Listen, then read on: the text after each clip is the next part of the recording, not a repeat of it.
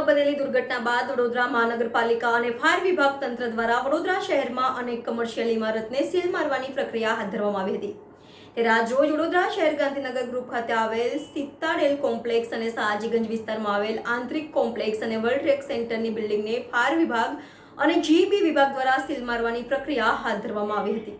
Rajkot game ઝોનમાં બનેલી દુર્ઘટનાના ભાગ વડોદરા મહાનગરપાલિકા અને ફાયર વિભાગ સફાળું જાગતા વડોદરા શહેરમાં અનેક ઇમારતો, દુકાનો અને કમર્શિયલ બિલ્ડિંગોને સીલ મારવાની પ્રક્રિયા હાથ ધરવામાં આવી હતી।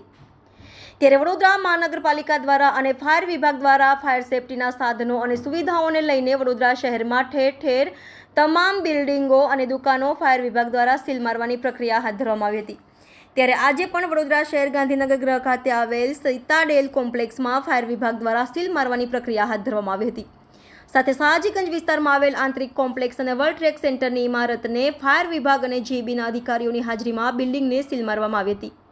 ફાયર વિભાગ અને વડોદરા મહાનગરપાલિકા દ્વારા 6 બિલ્ડિંગોને નોટિસ આપવામાં આવી હતી, છતાં પણ યોગ્ય કાર્યવાહી ન કરતા ફાયર વિભાગ અને જીબી દ્વારા આજે સીલ મારવાની પ્રક્રિયા હાથ ધરવામાં આવી હતી। સાથે વીજ કંપની દ્વારા વીજ કનેક્શન પણ કાપી નાખવામાં આવ્યું હતું। આજે વડોદરા શહેરની અંદર જે નોટિસ આપીને તે લોકોએ નોટિસ આપવા છતાં પણ તે લોકોએ અત્યાર સુધી કોઈ પણ કામગીરી કરી નથી। એવી 6 પ્રિમાઇસીસની અંદર વડોદરા મહાનગરપાલિકા દ્વારા અમારા સીએફઓસી પાર્થ બ્રહ્મભટ્ટ સાહેબના આદેશ અનુસાર અત્યારની બીકાનેર, પછી વર્લ્ડ ટ્રેડ સેન્ટર અને આંતરિક કોમ્પ્લેક્સ, અત્યારે આ 3 પ્રિમાઇસીસ અત્યારે હાલ સીલિંગ કરી છે। જીબીની મદદથી જીબી કનેક્શન કટ કરેલ છે।